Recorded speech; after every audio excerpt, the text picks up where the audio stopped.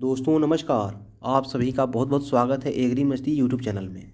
और दोस्तों आज के ये video BSc agriculture third semester fundamentals of agricultural entomology part 2 का है, जिसमें मैं प्रयास यही किया हूं कि जो भी प्रश्न को बार बार पूछा जाता है, जो प्रश्न बहुत इंपॉर्टेंट हो, उसको लाने का प्रयास है मेरा।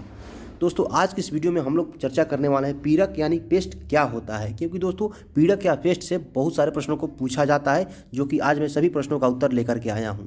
आप लोगों से मेरा रिक्वेस्ट है कि आप लोग इस वीडियो को अंत तक देखिएगा। और हाँ दोस्तों, मुझसे जुड़ने के लिए, पीडीएफ प्राप्त करने के लिए आप लोग टेलीग्राम ग्रुप को ज्वाइन कर सकते हैं या डिस्क्रिप्शन में दिए हुए व्हाट्सएप नंबर पर संपर्क कर सकते हैं। दोस्तों मैं वीडियो में आगे बढ़ता हूं, उससे पहले आप लोगों से मेरा वही पुराना रिक्वेस्ट कि अगर आप लोग इस चैनल पर नए हैं तो सब्सक्राइब कर लीजिएगा, और पुराने हैं तो इस वीडियो को लाइक जरूर कर दीजिएगा। चलते हैं अपने टॉपिक पर। दोस्तों हम लोग पहुंच चुके हैं अपने मुख्य टॉपिक पर और बात करते हैं पीड़क यानी पेस्ट का परिभाषा क्या होता है, यानी डेफिनेशन ऑफ पेस्ट, ठीक है, जिसे हिंदी में पीड़क की परिभाषा। दोस्तों चलिए परिभाषा को जान लेते हैं। तो सबसे पहले यहाँ पे ध्यान देकर देखिए और मेरी बातों को ध्यान से सुनते जाइए। जो भी जंतु संख्या में बढ़कर न्यूनतम सीमा से अधिक हानि पहुँचाता है तथा जिसका फसल पर आर्थिक प्रभाव पड़ता है, वह जंतु पीड़क कहलाता है। जी हाँ दोस्तों, जैसा कि आप लोगों ने परिभाषा सुन लिया कि जो भी जंतु संख्या में बढ़कर न्यूनतम सीमा से अधिक हानि पहुंचाता है उसे, तथा जिससे आर्थिक नुकसान भी होता है। कहने का मतलब यह है कि जैसे कीट तो हमेशा खेत में रहते हैं, अगर वो कीट अपने संख्या में बढ़ करके आपको फसलों को नुकसान ज़्यादा तौर पर पहुंचाने लगे, जिससे आपको आर्थिक हानि हो, तो उसको क्या कहेंगे? उसको हम लोग पीड़क कहेंगे। चाहे दोस्तों वो कीट हो, नीलगाय हो, गिलहरी हो, चूहा हो, कुत्ता सियार हो, कुछ भी हो, उसको हम लोग पीड़क कहेंगे अगर आपके फसल पर आर्थिक रूप से नुकसान पहुंचाता है। तो आप लोग ये मत समझ लीजिएगा कि पीड़क का मतलब सिर्फ कीट होता है। कीट तो होता ही है, लेकिन उसके अलावा अगर जंगली सूअर भी आपके फसल को नुकसान पहुंचाता है, नीलगाय भी नुकसान पहुंचाता है, गिलहरी, खरगोश, यानी जो भी जंतु संख्या में बढ़कर आपके फसल को नुकसान पहुँचाए, उसे क्या कहा जाता है? उसे पीड़क कहा जाता है।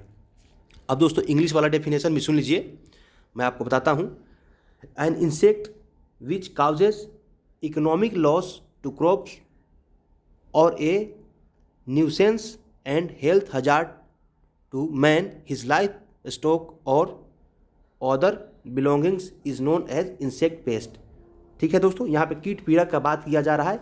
यही जो इंग्लिश में लिखा हुआ है, इसका कहने का मतलब यही है कि यहाँ पे इकोनॉमिक लॉस यानी इकोनॉमिक लॉस मतलब आपको आर्थिक हानि पहुँचाए, ठीक है दोस्तों, और हेल्थ हजार्ड मैंने आपके लिए नुकसानदेह हो, आपके स्वास्थ्य के लिए, वो क्या कहलाएगा? वो कहलाएगा इंसेक्ट पेस्ट। ठीक है, और आगे बढ़ते हैं। अब जो इससे और सारे प्रश्न पूछे जाते हैं, ये जो कि 3 नंबर वाले प्रश्नों में भी इससे शामिल किया जाता है प्रश्न, 8 नंबर वाले प्रश्नों में भी शामिल किया जाता है। तो अगर आप लोग इस वीडियो को अंत तक देखिएगा तो आपसे कोई भी प्रश्न नहीं छूटेगा पेस्ट से संबंधित। अब चलिए आगे बात करते हैं कीटों को पीड़क में बदलने वाले कारक। ठीक है, यानी कौन से कारक हैं जिससे कीट पीड़क के रूप ले लेते हैं। तो सबसे पहले देखिए, नासी जीवों में विस्फोट के कारण निम्नलिखित हैं।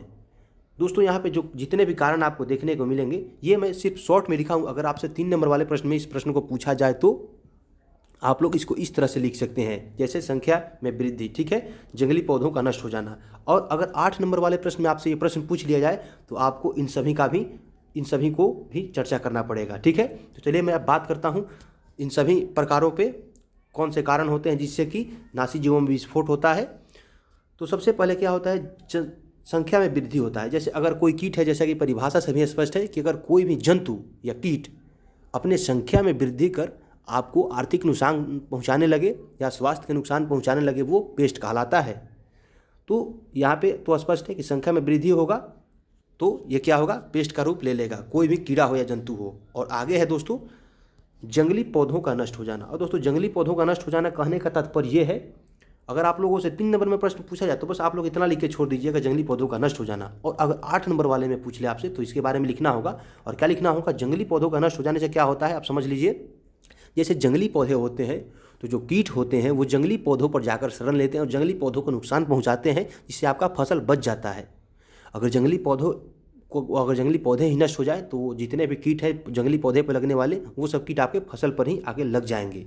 ठीक है, यहाँ तक तो क्लियर हो गया। अब दोस्तों बात करते हैं एकल फसल। ये एकल फसल क्या होता है मैं समझाता हूँ।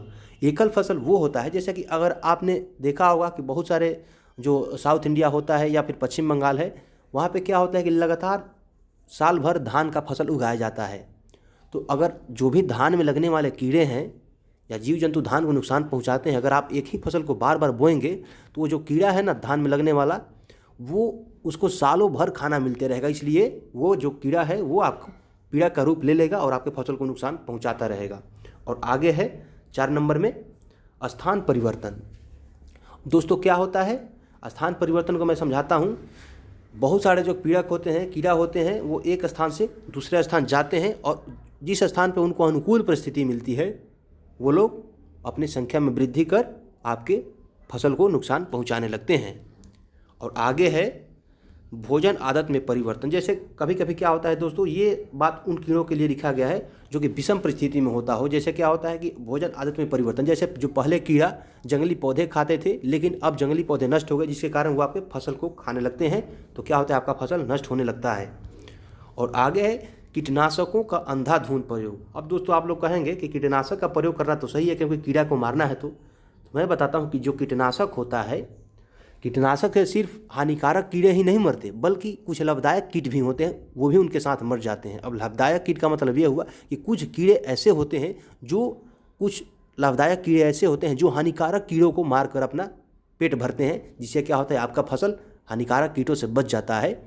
तो आप लोग कीटनाशक का अंधाधुंध प्रयोग करेंगे तो कीड़ा तो मरेगा ही, साथ जो अच्छा वाला कीड़ा है वो भी खत्म हो जाएगा, जिससे आपके फसल पर बाई दबे किसी भी कीड़ों का आक्रमण होता है तो आपको नहीं बचा पाएगा। ठीक है। और आगे है कीटों के प्राकृतिक शत्रुओं का संहार। जैसे कीटों के प्राकृतिक शत्रु भी होते हैं, ठीक है।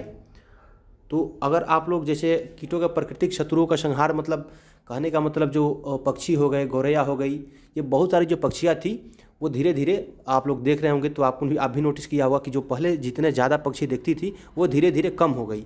तो ये सब जो जितने भी पक्षियाँ थी वो कीड़ों का प्राकृतिक दुश्मन थी।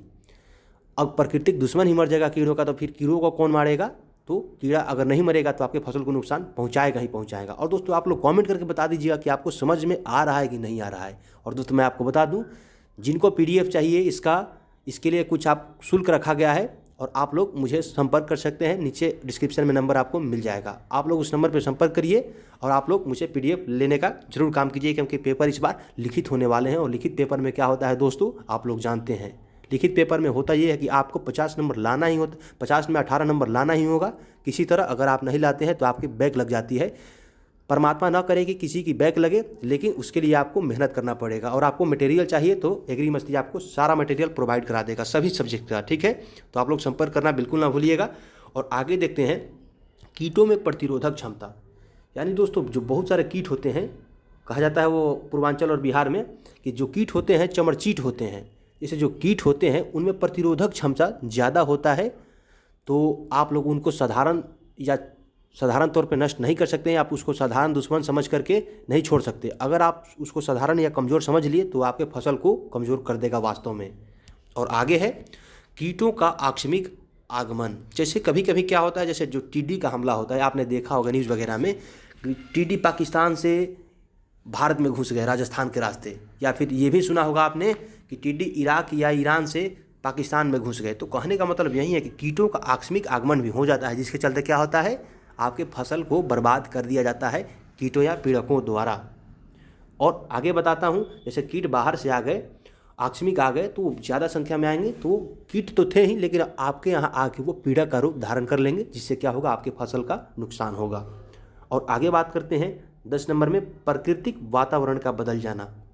ये भी एक बहुत इंपॉर्टेंट फैक्टर है कीटों को पीड़क के रूप में बदलने का। जैसे जो कीड़ों के लिए अनुकूल तापमान होता है वो कुछ ज़्यादा ही अनुकूल हो जाता है, जिससे आपके फसल को तो नुकसान पहुंचता ही है, लेकिन कीड़ों का फायदा होता है जिससे वो अपने संख्या में लगातार वृद्धि करके आपके फसल को नुकसान पहुंचाते हैं। और दोस्तों 11वां और आखिरी जो है वो है वर्ष भर में अधिक फसलों का उगाना। दोस्तों ये भी एक बहुत ही बड़ा फैक्टर है। देखिए एक खेत में कई सारे फसल को उगाना तो अच्छी बात है, क्योंकि आप अपने भूमि का अच्छी तरह से प्रयोग करते हैं, लेकिन कभी कभी ऐसा होता है खेत को परती भी छोड़ा जाता है। जैसे आपके खेत में कोई कीट होता है, जैसे कीट भी होते हैं, कोई कीट होता है सीजन में आता है और कोई तो ऐसा कीट होता है जो कि सालों भर रहता है। तो आप लगातार फसलों को वर्ष भर उगाते रहते हैं, तो जो कीट होता है उसको लगातार तो भोजन भी मिलते रहता है आपके फसल से। इसलिए जो कीट होता है वो अपनी संख्या में वृद्धि करके वो आपके फसल को ही बर्बाद करने लगता है। दोस्तों, मैं उम्मीद करता हूं कि इस वीडियो के माध्यम से आप लोगों को बहुत सारा डाउट क्लियर हो गया होगा। इसी तरह के वीडियो देखने के लिए आप लोग एग्री मस्ती चैनल को सब्सक्राइब करिए और फेसबुक और इंस्टाग्राम पे फॉलो जरूर कर लीजिएगा। ये वीडियो यहीं पे समाप्त होता है। मिलते हैं फिर अगली वीडियो में। तब तक के लिए जय किसान और जय कृषि विज्ञान।